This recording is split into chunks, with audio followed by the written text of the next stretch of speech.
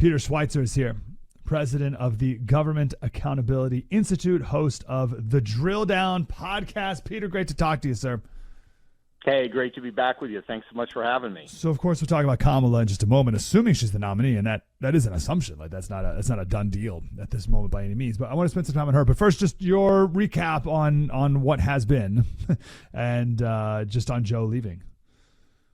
Yeah, I think that if you know one thing about Joe Biden over his political career, this is a guy that has always cut deals and made deals on behalf of his family. So I think that what we've seen over the last several weeks was not among the Biden family a question of does he stay in, does he not stay in. I think that it was largely an effort to extract the best deal possible for himself and the family were he to step out. I think there was a lot of discussion and negotiation with big Democratic Party donors, and I anticipate that, you know, as time goes on, after he's left office, we're going to see the family being connected to a variety of deals and opportunities with big Democratic donors. So I think that Joe Biden and the family were taking care of themselves. They realized that when the money started to dry up, that staying in was not an option. So then it was a question of dragging your feet and digging in appearance in the hopes of getting the best deal possible from donors. And I think they probably secured that. Yeah, so what's that look like? So Hunter gets a job at wherever for X amount of Hunter money? gets a job wherever. James gets a deal wherever. Joe Biden and his family get some, I don't know that this is the case, but some production deal at Netflix. Okay. There are all kinds of things that can be done. Let's remember that a lot of the people that ran his finance committee, Jeffrey Katzenberg and others, have a history of giving deals to political candidates, Democrats, and they certainly have the resources to do so. So I think that's what was going on. And again, this fits the history of Joe Biden, so I don't think it should surprise any of us. Okay, it's really interesting. And I know we're just talking. We're just made up the Netflix thing. This isn't like news, but it would be something like that. It'd be like, all right, Joe, you leave. Katzenberg or whoever's at Netflix, who's the head of Netflix, whatever his name is, he says, hey, Joe, we'll give your family whatever, a $50 million production deal. You have to make one documentary over the next 10 years or whatever the contract says if you resign right now. That's really how things work in this world?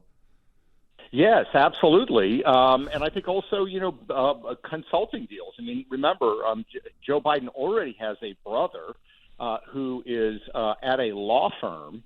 Doesn't have a law degree, doesn't have a law license, but he was one of the head people at a law firm in South Florida, and it's headed by a large major Democratic donor who's a longtime friend of Joe Biden's. So yeah, there are all kinds of things that can be done, not just in Hollywood, but with law firms, with businesses. Hunter becomes a consultant in international business to some entity. I think that's absolutely what's going on, because from the standpoint of Joe Biden, let's remember, his entire political career, he's the planet around which all of these other planets revolve in the family. And there are essentially five people, five mouths to feed that are part of the larger family. And that's always been the case, and I think that remains the case. Maybe you add Jill Biden to that list as well. Yeah, she becomes a professor at UVA or whatever. Okay, very interesting. Will the Government Accountability Institute be able to find out what these new opportunities are as time goes on? Yeah, we hope so, and we will absolutely be monitoring those because it's kind of reflexive of how politicians become enriched, and they get enriched by, I would argue, making favorable policy decisions for those who are funding them.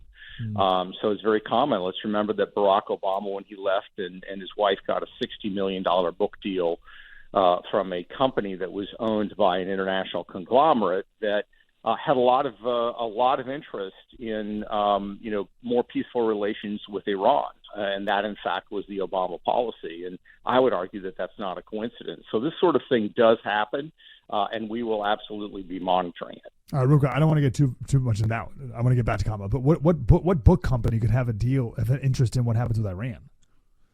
One owned by a German conglomerate.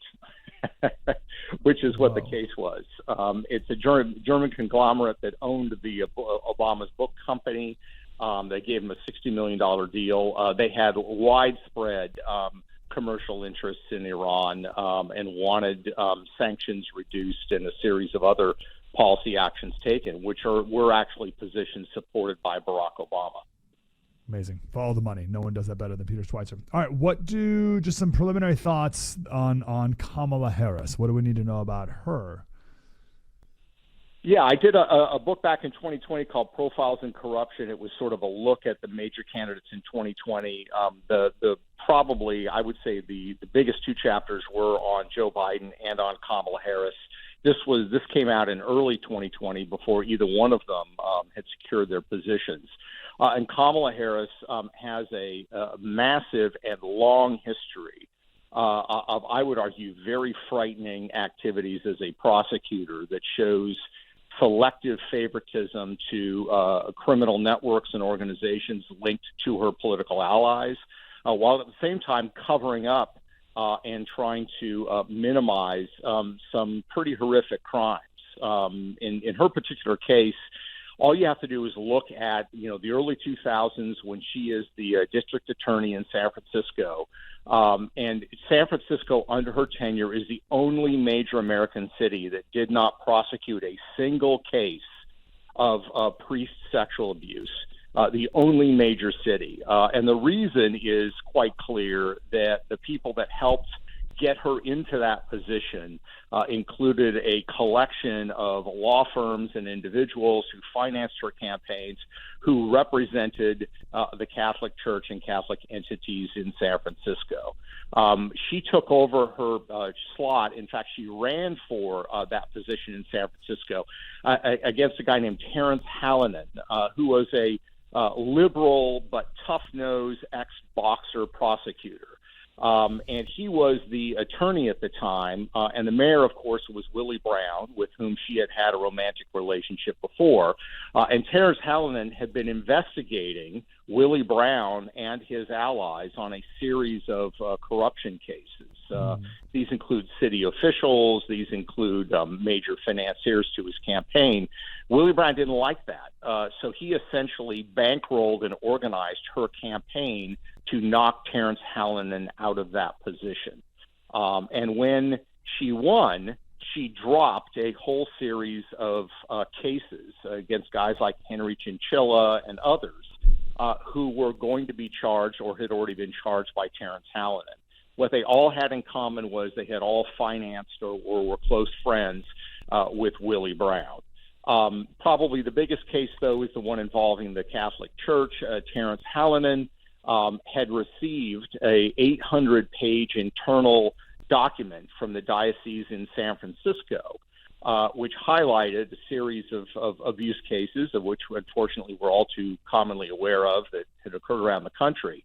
These 800 pages covered cases in San Francisco, and Hallinan's plan was to prosecute those individuals identified in the report and then take out the names of the victims and release the document to the public.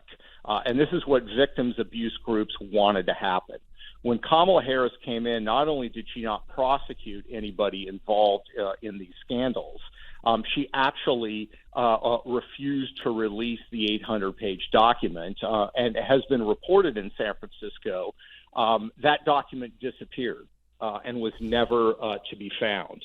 And the sorts of individuals and entities that were tied up with this priestly abuse scandal included a school in San Francisco, an elite preparatory school called St. College, where people like Jerry Brown and the Getty family, who are, of course, big Democratic donors, were intimately involved. So my contention is that Kamala Harris, as a prosecutor, she did the same thing as Attorney General of California, used her position not to protect the vulnerable, but to actually protect the powerful people that put her in political office. Unbelievable. So you think that was instigated by the law firm of the Catholic Church that didn't want to go through the litigation, or didn't want to go through the whole process, and liked her? Yeah. What was their motive? It was the law firms that instigated this, and what was their motivation? Well, yeah, what's interesting, I lay it out in Profiles in Corruption, is that she actually had no history to the connection to the Catholic Church, and the law firms that represented the church were some of the big financiers behind her campaign, even though she had no connections to those law firms. What she did, however, have is a lot of political ambition. She wanted the position, and we recognize that all politicians are that way. Sure. So what ended up happening is precisely that. These law firms, some of whom had never given to political candidates before, lined up and financed her campaign.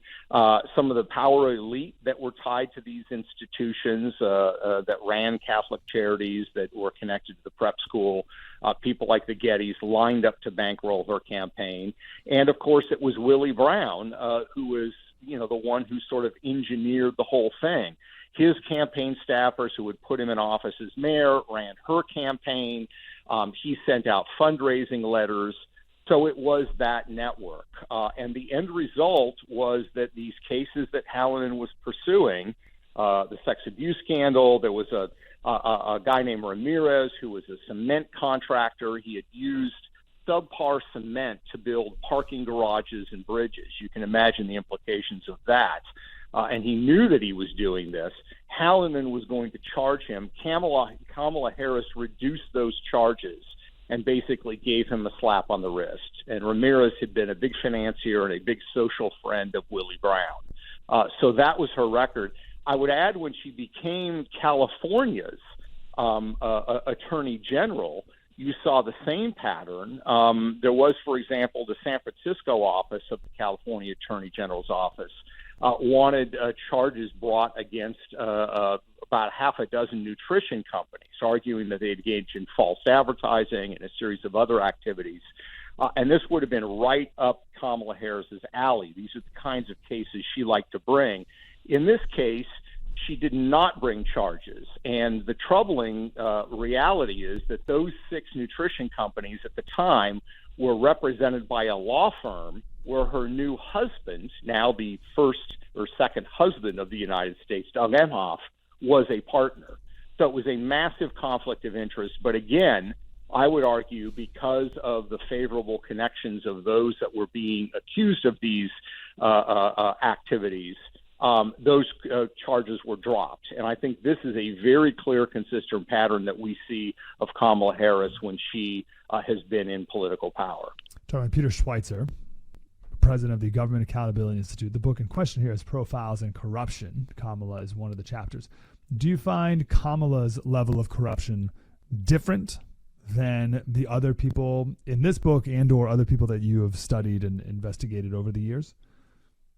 Well, it's different. It's a great question. It's different in a couple of respects, I would argue. Number one, whenever you're dealing with somebody who is a prosecutor, you're not just talking about, a senator or a congressman who can, spend money on a project that benefits a friend. You're actually talking about somebody who can put people in jail or keep people out of jail, out of legal penalties. So that is I would argue, an even higher degree of power. And as we've seen, I think in recent years, there are lots of examples that occur of prosecutorial abuse. So they're in a particularly bad category as far as I'm concerned. That's what makes it troubling, because she seems to have been particularly politicized when it comes to applying the law. Again, somebody who drops all these cases against Willie Brown's, business partners and friends is the same one who threw the book at marijuana users and sent 1,500 of them, got them records because they were consuming marijuana, not selling it or distributing it. So that selective nature of prosecutorial discretion I find particularly troubling. The second thing is, I think, her willingness to cover things up, not just the Priestley abuse scandal. When she was California District Attorney, there was a case against an individual where her office knowingly kept information from the defense counsel, which is, of course, a massive no-no. She was dinged by a superior court in California for doing that. And there are numerous other examples. So, This to me is troubling again because the power that you have and the notion of no recusal. Again, in criminal cases, the issue of no recusal. So, you have a lot of people right now that are criticizing Clarence Thomas, saying, you should recuse yourself because this wealthy donor took you on these trips. Well, of course, that wealthy donor has never had a case before the Supreme Court. That would be clear grounds for recusal. But we do have those conflicts applying to Kamala Harris. Her husband's law firm representing companies, and yet she does not recuse herself from the process and basically ends the investigation into those said companies is, again, evidence to me of a very serious abuse of power. And then when you're talking about, higher positions, vice president, president of the United States, they have even more power in a way with the power of war and peace. That, I think, raises some very troubling realities that we all need to be aware of. Okay. John Peter Schweizer by the way, you mentioned prosecutor a lot, and I'm glad you did. I'm glad you brought all that up because all we're hearing and will hear from the left is how wonderful it is that the Democrats now have a prosecutor who can make the case against the criminal Donald Trump. And we're supposed to be very impressed or scared, I guess, of this juxtaposition between the great prosecutor Kamala Harris and the felon Donald Trump. Is Kamala Harris stupid, or is she very smart and clever and crafty, and she's just playing this Valley Girl bimbo routine to, for whatever reason, lower our guard or something like that? Or is she just not bright at all? It's a good question. I think the reality is we don't completely know. And part of the reason is that if you look at the political climate in which she has operated, which is San Francisco, yes, it's basically a one-party state. So she's never really been tested. In San Francisco, as I lay out in the book, Willie Brown set her up. He set her up to achieve the political positions that she achieved in San Francisco. When she ran for a California attorney general, she ran against a guy named Steve Cooley, who was a prosecutor in Los Angeles. In the state of California in 2010, she barely beat him. And then, of course, when she ran for the Senate in California, same thing. So is she the shrewd, sharp prosecutor that everybody says, this is going to be great? I would say absolutely not. I think her courtroom experience is pretty limited. She tended to pick very, very safe cases in the ones that she participated in. So I don't think she is that shrewd prosecutor that everybody talks about. The question of her overall intelligence, who knows? There's plenty of evidence out there that she gets nervous. She can be vacuous when she's in front of the public. On the other hand, I would say that, she has handled her political rise pretty well. She's vice president of the United States. She shrewdly formed a close bond with the Obamas. The Obamas and Kamala Harris have been friends since before Barack Obama was in the U.S. Senate. She actually campaigned for his first Senate campaign.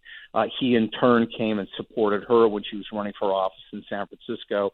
So she certainly understands, I think, the nature of political alliances and how to form them. And my view is, I don't have a lot of evidence for it, but my hypothesis is that what we are seeing right now is a sense, a capitulation by Joe Biden that was orchestrated by Barack Obama and his team. And that this is in part because Kamala Harris is a close Obama ally. And they would rather have her in there than Joe Biden, to whom Barack Obama has never been particularly close and has been very critical behind the doors. Yes, that's right. We mentioned this in passing that, Kamala's going to be pitched as the first black female, and obviously race is going to be an issue here. But she has, like you and I have a closer connection to the black experience than Kamala Harris does. Even though she goes on BET the other day and talks about how, up here on these streets, or I'm out here on these streets talking to people. It's like, Kamala, you grew up in Montreal, but her mom is Indian. Her dad is Jamaican and estranged from her dad. But I know you talk in the book a little bit about how she, for a while, in the media for a while, really emphasized her Indian background and called her like the first Indian this and that. Yeah. What do we do with that? No, that's a great point. I mean, she's very, very shrewd about how she plays identity politics. And you're quite right. I mean, if you look, there are interviews from people that she grew up with, her mother and friends of the family, and they all say that really she identified more with Indian culture than she did with black culture in the United States. She attended a Hindu temple. She enjoyed the food, the dress, etc. But then the political shakedown in San Francisco was that to have a base of black support was more important politically than to have a base of Indian support. So she, in a sense, switched allegiances and began focusing more on her African American heritage, or I should say Jamaican American heritage. So yes, she has played that quite shrewdly, and I think it's a reflection of where we are with racial politics in America. And if you have a couple of choices to make, she tends to make the one that suits her most at the time politically. That's right. All right, Peter, any final thoughts before we embark on this new chapter of this adventure? Well, I would just say to people, I would not underestimate Kamala Harris at all. I know that people that are her critics dismiss her. She's a lightweight. She doesn't know what she's doing. I think if you adopt that posture, you are making a mistake. She has had a political climb. Yes, it's been in California where she has not been tested. On the other hand, she's had a tremendous trajectory, and she understands how to work the factions within the Democratic Party. So I would say don't underestimate her. And I think the choice of vice president, assuming she is the nominee, and I think at this point it's going to be very, very hard for somebody to unseat her, I think is going to be particularly interesting, who makes that choice. And I think also her husband, Doug Emhoff, of course, has an important voice in here as well, and people should not underestimate him either.